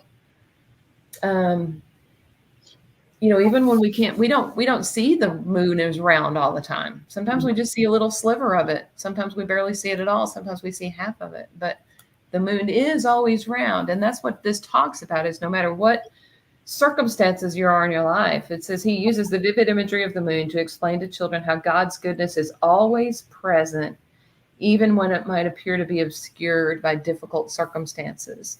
And in this book, the parents lose a stillborn baby, and they use that analogy of the moon always being round as being that we can always trust God. He's always there, even when we can't see him or understand what's going on. Another good book is this. Randy Alcorn has amazing books on heaven, and this is a book called Heaven for Kids. When Hannah died, she was the oldest of a passel of cousins. And so we got this book for all of her cousins so that they could read on a child's level. It's kind of written as a Q&A, a little bit about heaven. Randy Alcorn has done so much. All of his books about heaven are very scriptural. He has done extensive research, and he acknowledges none of us really know about heaven. Yeah. But from, he has really studied it. And this book, it was helpful to me. It's Heaven for Kids, but it was helpful for me. Sure. Because it's written at a level I could understand when I was grieving. Yeah. So those are just a few of the thoughts, some of the things that I've gleaned that I've learned from Bethany. She has taught me through the years. I especially like what you said about validating their grief, because as parents, we have a tendency to smooth things over and fix it real fast. And so we try to give them a little pep talk and then say, okay, is it all better now? Yeah. And they say yes, but inside they're hurting just as bad. And so validate the grief, let them know that it's okay, it's normal. and that everybody goes through it. Basically cry with them. Yeah. Be the Yes, person and that that's feels something the else we pain. learned from her later is that we were trying to protect her from our grief, and we were doing a lot of our grieving behind closed doors. Mm-hmm. And we really got pretty good at that, I think too good, because about a year and a half after Hannah died, she came to us one evening and she was a mess. And she said, "You guys are over it.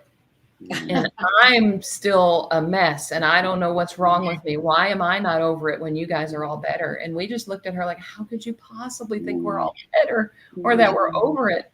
And then we realized it was because we weren't letting her see us grieve anymore. We were trying to protect her too much, and we weren't including her in our grief. And she thought she was irreparably broken because she was still so in such a dark place, and she thought we were over it. Yeah. The other thing that I'm just going to mention, because this just really, really broke my heart, actually, when we talked about this, Hannah's, I was with Bethany on Hannah's Heaven Day, just this past one, February 26th. It was 13 years. And all that day, my phone had been dinging with messages, text messages, Facebook messages, things people were posting on Facebook and stuff like that. And I realize a lot of that is because we've met so many other bereaved parents who have lost children and that know about our story. And so we probably get more messages than most people do. But as I was sitting with her in a restaurant that evening, my phone is just dinging regularly and her phone is silent. And she picked it up. I don't know if I can say this. And she said, "You know how many messages I've gotten today?" One. Yeah. One. And I thought, that had never occurred to me. Yeah. That we were getting all of this support and she was not. Yeah. And that really hit home with me and made me think about all of these parents that we've met about their kids, so just be aware that your kids are not getting the level of support that you are. Whatever level you're getting, your kids are getting less. Yeah. Mostly. Yeah. So just be aware of that and do everything you can as a parent to support them. I did see early on, as we were just beginning the discussion, some folks were talking about counseling for their kids. And I will say, and Bethany and I talked about it on both episodes of the podcast, that we kind of made her go to counseling probably a year and a half. It might have been after that meltdown that evening. And she will say today that she did not benefit from it because she was not ready for it. We thought she was, and she was. She needed it, but we pushed her into it, and she didn't feel like she benefited from it. She feels like it kind of needs to be something that the child wants. Now, I will say that if you see your child with any kind of behaviors that are very concerning to you guys, some of the things they may be talking about, if you see evidences of addiction or cutting or self-injurious behavior or that kind of thing, absolutely get them into counseling. Don't wait. But if for her situation, counseling was not what she needed. She needed more of us than what we were giving her, I think. Maybe seek out a grief counselor. So, there are grief centers, there are counselors that is what they do. And hopefully, I'm not hoping they lost someone, but many grief counselors have lost someone. Yes. And she says that would have made a lot of difference. Yeah. And so if it's someone who's lost someone, and in many cases where there might be PTSD involved, even trauma counseling is necessary. Yes. And she has also said, and she said this in the most recent podcast, she says she has sought out counseling since then and benefited from it greatly. Yeah. So, it has to be the right fit with the counselor. It has to be the right time as well. Right. Well, let's go to another question here we hear a lot. It's a very important issue. It was already mentioned that when we go back to church, oftentimes it's difficult. The church doesn't even resemble what it seemed to be before. Oftentimes The service just seems very superficial and trivial, and that's where we go back to old friends that might go the other way. I know our kids have gone to the same church together for a long time, and they were plugged into community groups and had a lot of friends there. But after Nathan died, they noticed that after the service every week, the friends that would approach them or they'd see at the other end of the hall that would come together and meet and talk would see them and then turn and go the other way. They waved first. They waved. They disappeared. Oh, hi. And then they were Yeah. Also, it was a big church and there are many pastors on staff. And my son and daughter stayed there for a whole year before they started looking around for another church. But they were not approached, called, anything by one single pastoral staff member who, to give them the benefit of the doubt, may have assumed that Sunday school teachers or community group leaders or, someone was helping them, but they weren't. And so we found that when you lose a child, that is one of the main reasons for church hopping. Parents and kids don't get what they need. And in any congregation on Sunday morning, I know it's overlooked, but there are a lot of grieving people out there. Yes. A large number of grieving people, percentage-wise. Even if it's someone going through a divorce, there's a lot of grief there. But, it could be the loss of a grandparent or a parent or a spouse, not just a child. Sure. There's a lot of grief. And yet, for some reason, we tend to just bypass that, as we said earlier. And so grieving people aren't having those grief needs met in church. So that has to be approached from the top down. And so a question here is, how do I convey my grief to our church leadership? What do pastors need to understand about parents who are grieving a child? And are there specific phrases we can use to describe child loss and specific things we can ask of our church leadership? Yes. Yeah, I will say we have had pastors come to our retreats who have lost children, and they refer to the time before. And I remember one of them saying, I've done I don't know how many funerals where I have sat, on the couch or across the couch from parents that had lost a child. And I thought I was saying all the right things and doing all the right things. And I thought I had it all together. And then I lost my child, and I wish I could do it all over again. Mm-hmm. I just wish I could have a do-over because but they were doing the best they can with the knowledge that they have. Yeah. Right. But so what many. can we do to help church leadership? Yeah. What can we do because they don't understand? Right. I think Gary has some ideas in that regard, don't you, Gary? Well, well, because he's in the same boat. When he passed away, well, we've said the same thing, that we were trying, but we hadn't experienced it. No. Yeah. Didn't know what to say, what to do, but I did the best I could. And a couple years after Nathan died, I was having lunch with a seminary president, and it's one of the things that I'm aware of too, having gone to seminary years ago and teaching at that level for several years.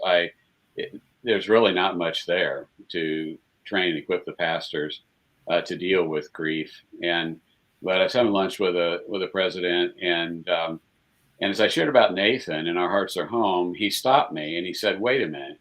He said, "As I listened to you talk, I realized that we don't have one course in our seminary that deals with any of this."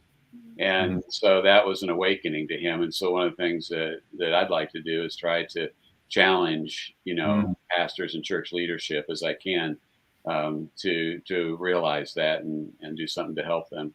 But as parents, what can we all do? And that is go sit down with your pastor and just agree. Just Right. go be honest with them. Right. And tell them how you're feeling and see if they even understand grief. Give them a book. There's a lot of good books that you could give them to read. Encourage them to start some sort of a grief ministry. Grief Share is really easy to start in a church. Super easy. And it's a phenomenal program to teach a grieving person, to help a grieving person. And you can do it at any church because all you need is a facilitator who can just read the book because Yeah. you watch the video and you answer the questions. It's very simple to facilitate. And if you go to a pastor and you talk about grief and what can we do as a church to be, and they have no interest, well, that's probably not the place you want to stay. That's right. Grief is, and suffering, as we've all talked about, is part of our earthly life. And if you're in a church that's not going to acknowledge that, then that may not be the place you need to be. So are there other ideas, other things? I think this person, they were also asking for some specific things they could ask of their church leadership. So I think sitting down with them and talking, handing them a book, maybe referring them to our ministries, giving them a list of ministries, and and they can listen to the podcast and hear parents, and they can get familiar with people who are grieving. I think probably every pastor wants to go there. Yeah. And if they haven't been actually confronted with that, they're very busy, and there's a lot of other needs. And so I think maybe as grieving people, maybe it's on us to go to them and just say, here's something that we need in our church. How can we help make that happen? Yeah. Unfortunately, the education falls to us because who else can do it? Yeah, we have to be the catalyst. They're not going to think about it till it happens. And so while we're hurting and grieving, we still have to be the ones to go awaken and to educate and probably even get something started to start equipping people to understand. So maybe that expectation thing we're talking about earlier, we apply that to the church as well. And just lower the expectation, go in and honestly and openly share your thoughts. I know that we were asked one time to come in and just talk to our deacons about, and so we're grateful that they gave us that platform to talk about our needs. And we told them all the things you shouldn't say to a grieving parent. From experience, you do those. But I think it falls on us. It's sad, and but it's also that can be the platform that God can use to help other people, that they can avoid those moments where the pastor or even the leaders in the church didn't do what they needed to do, that later on they would. We often have parents come to our retreats that have either left their church or haven't been back to church since their child went to heaven, and that's a very common thing. Because it's hard. So and I think that our churches don't realize, this Easter Sunday, when you're singing about the resurrection and that empty tomb, it's emotional because that's where our hope comes from. And and for us to be emotional, I mean, and they, you can see I can get teared up talking about it, but they can see us. They don't understand that emotion is not that we're in desperation. My emotion is truly grateful for the gift God gave us in His Son and what He did for us on the cross. And if they, for a long time, I'd have people come and say, "Oh, Brad, I see you're having a bad day." I said, "No, I'm having a good day. We're singing about heaven, and that's good." So, but they don't understand that, and they don't understand the emotions of that that we're processing as bereaved parents, and because our perspective has changed. We've sing about the empty tomb all of our life, but then when our kids go to heaven, it's different. We have heaven on our mind permanently. We found that when we first started going back to church that even the music didn't sound the same to us, and it wasn't really meeting our needs. And the first time we went back, one of the pastors got up front and said, "Okay, now turn to the person next to you and tell them what your favorite picnic food is. And then we're going to go out in the lobby and break for coffee and donuts, and we'll come back for the sermon." And Laura turned to me and said, "I got to get out of here." And I love what Lisa says here. She says, in a fantasy world, why can't church? What we need is a while we're waiting retreat every Right. Sunday morning. Every That's the Sunday. kind of church that we need. Yeah. But the rest of the congregation doesn't understand that. Yeah. Our time is, I can't believe it's almost up I here. know. The two things we also still wanted to do, there's lots of questions still, but we wanted to show some more books. And if you have a handful that you want to talk about, and we really wanted to end our time together with some scriptures that have been important to us. So if you're chatting, please share a scripture in that chat. What's something that you hold on to? What is something, and you don't have to even have, if you don't have where it's found, that's totally fine. Even the gist of it, the gist of what it is. So do you have any extra books that you want to show, Jill? If we don't, yeah. That was a loaded question. How about the whole bookshelf, right? Yeah, I've got several, but I'll try to just narrow it down. This is just kind of a classic book by Jerry Sitzer called Grief Disguised. And he lost his daughter, his wife, and his mother all together in one car accident. We have it Yeah, in another there you cover. go. It's one of our top 3 books that we recommend. Yeah. Yes, such a good one. This is this is called Surviving Sorrow by Kim Erickson. And she was also a podcast guest on one time. It's written more specifically to mothers, but it has a chapter where her husband writes. And it's just about surviving, especially those early, it's a great first year book. While you're looking for one, I'll share one. Yeah, These little booklets by Kenneth Houck, I don't know how you say his last name. They're used with Stevens Ministries, but there are, Tracy, we'll put this in an email, or we could put them in the chat actually later too. Mm-hmm. We'll do both. Yes. We'll put these but these are small books. They're let's see, like 40 pages long. Let's see how long here. Yeah, about 40 pages long. And you send them to someone every 3 months.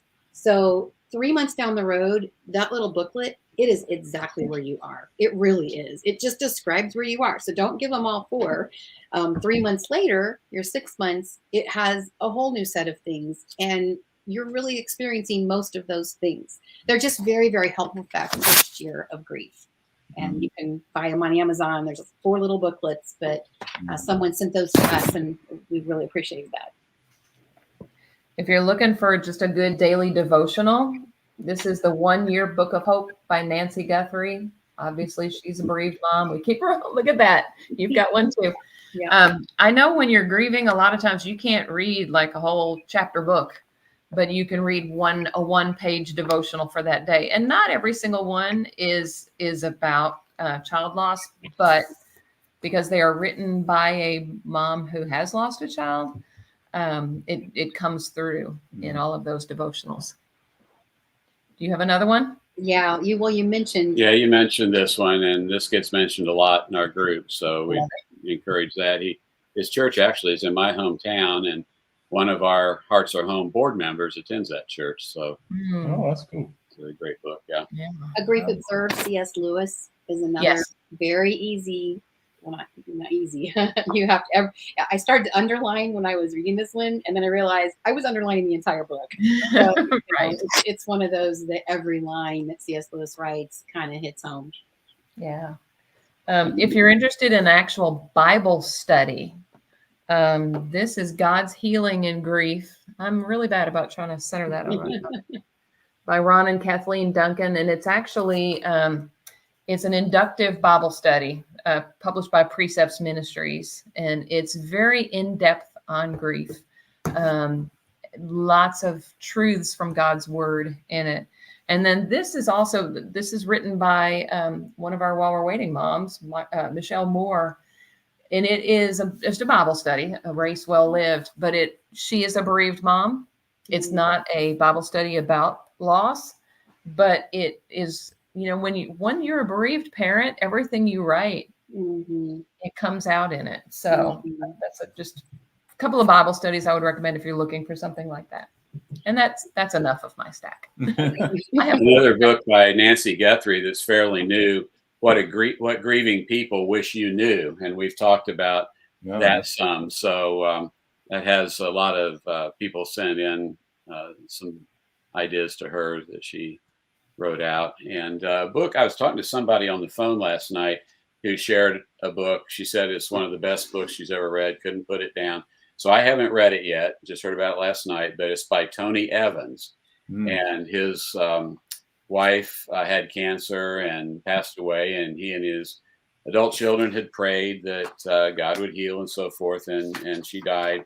And so I think, as I understand it, his kids and he wrote a book. I think it's called Divine Disruption. Yes. Yes. So that sounds really good too.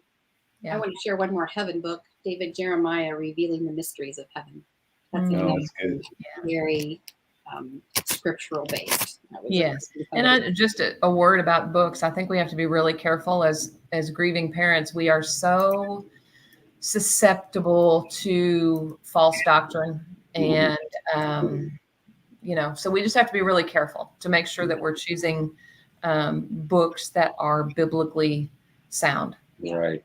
And I'm glad you brought that up, because when we first started looking for help, we went to the internet, and there's a lot of bad stuff out there, more bad than good, in terms of helping grieving parents. So in our culture, unfortunately, maybe most of what you're going to find in internet searches is going to be very new age, very much within the occult realm. Yes. And you want to stay away from that. So be careful what you And search. the people that write books are just people. They're people. They're not the word of God. And so that's really why we want to end with, I don't know if you guys have a Bible handy or your app, if you guys can look up, why don't you look up Josh and Nicole's verses? Because I really want to read the ones that y'all have put in the chat box here. So Lisa put Isaiah 46:4. Can you read that one? Even to your old age, I shall be the same, and even to your graying years, I shall bear you. I have done it, and I shall carry you, and I shall bear you, and I shall deliver you. Love it. She also put, we'll look up the Matthew one, unless you Yeah. already have While you're looking that up, Romans 8:25 is our while we're waiting theme verse. It says, "But if we hope for what we do not see, we eagerly wait for it with perseverance." And we always talk about we're waiting for something we can't see yet. And that's that day we're reunited with our children. We want to wait well. We want to wait with perseverance. And then Revelation 21:4 is about wiping away all our tears in heaven. Right. I can't remember exactly. Lisa also had Matthew 19:26, and looking upon them, Jesus said to them, with men this is impossible, but with God all things are possible. Amen. I love that Liz says there's too many. Yes. That is totally true. I actually cut and pasted 50 of them earlier today. Yes. Then we have to read Revelation 21:4 because it's so good. He will wipe away every tear from their eyes, and death shall be no more. Neither shall there be mourning, nor crying, nor pain anymore, for the former things have passed away. I mean, it doesn't get any better than that. It's one of the things that happens when we go through something like this, that scriptures that we used to overlook just come alive. And whether it has to do with eternity or hope, or one of the big areas that meant a lot to me was just the verses of God caring for me and weeping when I weep and that type of thing. I just blew past those before. Yeah. Well, we can all remember Jesus wept, and Yeah. that alone is just a huge comfort. Yeah. I like Revelation 12:11 has been a verse that I've meant a lot. It's meant a lot to me in the last few years, but in this translation the Bible I had on the desk here, and they conquered him by the blood of the Lamb and the word of their testimony. And I really like that, because your testimony and my testimony and the blood of the Lamb helps us to overcome the evil of this world and the devil. That's what that verse is talking about, and how powerful your testimony is. And God uses that, and then the blood of the Lamb changes everything. And so that's been something that's been one of my favorite verses in the last few years, and just the power of our testimony. That's good. Margie put Jeremiah 29:11. A lot of us, have heard that one. It's For I know the plans I have for you, declares the Lord, plans to prosper you and not to harm you, plans to give you a hope in the future. Jeremiah. One that I love recently, I mean, there's so many, but one that recently I say a lot to myself is John 14:27, where Jesus is talking to disciples and he says, peace I leave with you, my peace I give to you. Not as the world gives, do I give to you. Let not your hearts be troubled, neither let them be afraid. And the thing that gets me in that is it's his peace that he wants to give to me. So when my heart is troubled and when I'm grieving and when I'm missing Nathan, Jesus wants me to have his peace. That's one that's meaningful to me. Yeah, love it. I'll read Revelation 1:18. In the living one, I died, and behold, I am alive forevermore, and I have the keys of death and Hades.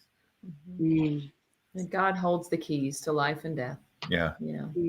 He's sovereign. I think we mentioned it earlier, but it's kind of the Our Hearts Are Home verse. Blessed be the God and Father of our Lord Jesus Christ, the Father of mercies and God of all comfort, who comforts us in all of our affliction, so that we may be able to comfort those who are in any affliction with the comfort with which we ourselves are comforted by God. Amen. So we can go on for the next 3 hours with verses. No, I know. But, And answering questions. Yeah. I think maybe we should do this every week. yeah, I don't know. Or we could, I Or should once say. a year. Yeah. Well, and that's the back to those rich conversations that you look up and 2 hours has gone by and you think, where did our time go? But Yeah. we're talking about things that really matter: eternity, hope, comfort, peace. And you look up and 2 hours are gone and you think, where did our time go? And we're not going to have to worry about time in heaven. We'll have eternity and forevermore to just keep talking about the things that we've been talking about the last 2 hours and being with our kids. And so that's looking forward to that. no, it's something to look we forward all to. are. So. Yes. And this has been about answers to questions, but we need to keep in mind that most of our questions will never be answered. That's right. And there's kind of a relief in that, in a sense, that we can just sit back and just Rest. give it all to the Lord, rest, trust the Lord. He made us with finite minds in terms of his mind, and he did that intentionally. He didn't expect us in this life to understand everything there is to understand or have answers to every question. What he wants is just us. So we give ourselves to him, and we'll find peace, and through our suffering, we'll find more of him. And so don't feel bad if you can't get all your questions answered. It's just not going to happen, but it's okay to ask them, because in the process we grow. Amen. Yeah. Exactly. Well, thanks for joining us, everybody. I guess we'll stop now because it's 3:07, so our time Eastern. So, but it's been wonderful to be together. So, thanks, Brad and Jill, for joining us here, and thank you for everybody taking time to be here. I kind of feel like they were all in the room together. We just all need to like break out something to eat and each other better. I hope all of our paths cross with everyone here sometime. So. Yeah. And they're going across. Yes, they will. That's right. We have or another. That's right. Yeah. All right. Well, okay. Y'all take care. All I'll see if I can figure out how to get us off here now. Right. All right. Thank you. Bye-bye. See you.